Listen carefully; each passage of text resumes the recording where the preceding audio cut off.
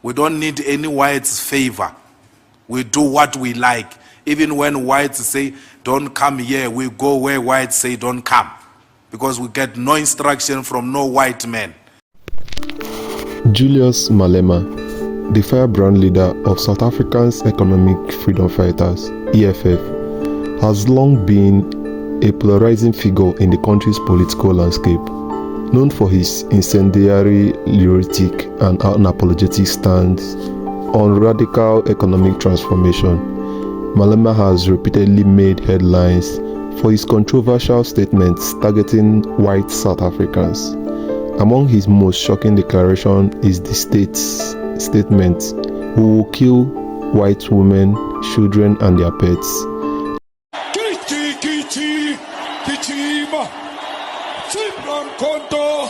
Alliance shoot to kill the mother, kill the poor, the farmer, kill the poor, the farmer. Brr, pa, pa, brr, pa, pa. Attention. This statement, which may have been labeled as hate speech, has sparked outrageous both domestically and internationally. Yet, despite the severity of his words, Malema's rhetoric is often downplayed and contextualized by major international publications like the New York Times and other legacy media outlets. This raised critical questions about the normalization of such rhetoric in mainstream politics and the implications of South Africa's fragile social fabric. Julius Malema first rose to prominence as the leader of the African National Congress Youth League, where he gained a reputation for his fiery speeches and radical ideas.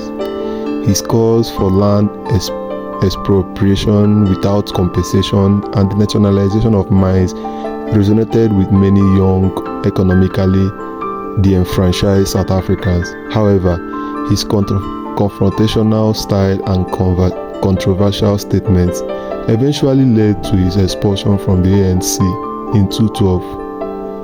Undeterred, Malema founded the EFF in 2013, positioning it as a militant alternative to the ANC. The EFF's platform is built on addressing historical injustice, particularly the legacy of apartheid. Malema argues that white South Africans continue to benefit from the economic structure established during apartheid, while the black majority remains marginalized. While those concerns are valid and reflect the realities of South Africa's deep inequality, Malema's rhetoric often crosses the line into outright incitement.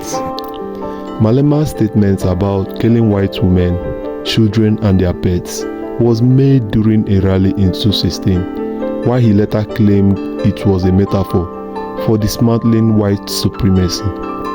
The violence, imagery and explicit targeting of innocent white lives cannot be ignored. Critics argued that such statements incited racial hatred and could fuel violence against minority white communities. In a country with a history of racial tension and sporadic outbreaks of xenophobic violence, Malema's words carry significant weight. Despite the outcry, Malema has faced little legal consequences for his statements. South Africa's hate speech laws are often criticized for being inconsistently enforced, particularly when it comes to high-profile political figures. This lack of accountability has emboldened Malema and his supporters, who view him as a champion of the oppressed. One of the most troubling aspects of Malema's rhetoric is the way it is often framed by international media outlets. Publications like the New York Times have been accused of downplaying the severity of his statement, focusing instead on the historical contents of apartheid and economic inequality. Well, Musk certainly believes in freedom of expression, even if he has got no expertise on any matter. He would just seems to think that he can speak on anything. And I think he's thriving in this environment currently, Musk. He recognizes the person he's serving, loves chaos, confusion, and then to sound aggressive. And so he has made it a point that every week he's going to say something that gives his boss, Donald Trump, something to be angry about, something to be chaotic about. So he's done a few things already, and now he's played up to Malema, in a sense. And you had the 2-page statement from the EFF. But it's a sideshow. It's a sideshow on the overall other matters that affect South Africa, that's coming from the United States government. And Musk himself, you know, in the US at the moment, he is regarded as, and I'm thinking about my article, he's regarded as a Voldemort character in a sense. But he's Harry Potter. Yes. He's regarded as this bad guy to a bad guy. You know, the bad guy of Musk to the bad guy of Trump. Now, we can't get caught up in this. We can't get caught up in this individualized politics that stems from Twitter, for that matter, or X. And it's a pity the EFF responded so quickly to it, because Musk wants that response. It gets him more. It gets more coverage, and we start trying to put out little fires all over the place. We can't ignore what the United States, under possibly the influence of Musk, is doing, but we can't train on Musk. They have as the American government, they have decided to use one of the richest billionaires, maybe the richest one in the world, to do certain things. It's their task to rein him in. And we should focus on what we require as South Africa. He should not pick on Julius Malema. There's no reason for him to. But if he wishes to, he can say anything he wants to. He said harsh things about so many people. He's going to continue doing so. That's the United States problem. Elon Musk is not South African. He's not South Africa's problem. He's the United States problem, and he will prove to be a problem for them. They may not think that now, but they shall think that in the not too distant future. That's my opinion. Why context is important? Critics argue that this approach risks normalizing hate speech and excusing dangerous behavior. For example, in 2018, New York Times articles described Malema as a charismatic populist who channels the anger of the poor and unemployed. While the article acknowledged his controversial statements, it stopped short of condemning them outright. This kind of coverage has led to accusation of double standards, with some suggesting that the international media would not afford the same leniency to a white leader making similar statements about black South Africans. Malema's influence extends far beyond his party's representation in parliament. The EFF has become a kingmaker in South African politics, often leveraging its position to push for radical policies. Malema's words, while extreme, taps into a deep well of frustration among South Africans who feel left behind by the post-apartheid economic order. However, his methods and language have been criticized for exacerbating racial division and undermining efforts to build a more inclusive society.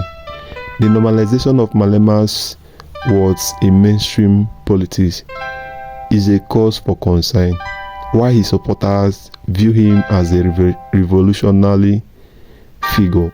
His distractions see him as a demagogue who exploits racial tension for political gain.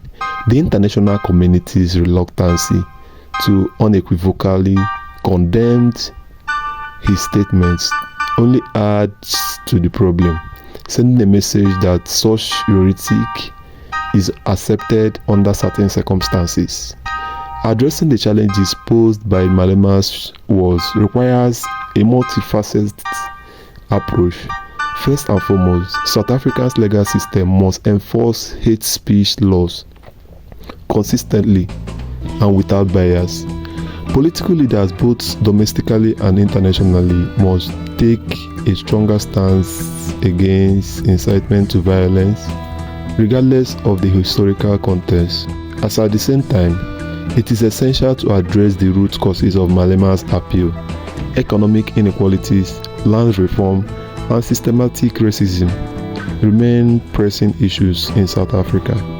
By tackling these challenges through dialogue and inclusive policies, the country can reduce the appeal of divisive figures like Malema. In conclusion, Julius Malema's anti-white words is not just a South African problem, it is a global concern. The normalization of such language in mainstream politics sets a dangerous precedent. One of the undermined efforts to build a more just and equitable world. As South Africa continues to grapple with its complex history and uncertain future, the international community must resist the temptation to downplay and excuse hate speech, no matter the contents. Only by holding leaders accountable and fostering open, honest dialogue can we hope to move beyond the division of the past and create a better future for all. It's up to us to know. So what your comments about this issue in the comment section, because a lot of social media, a lot of media outlets and a lot of mainstream media has been pushing this up, especially Elon Musk, because the case almost died last year until the legal action was taken against Malema, and a lot of high profile in the US have been pushing this back to the media, including Elon Musk and some other Trump's political alliances. So we want to comment about this issue in the comment section. We hope to see you in the next video.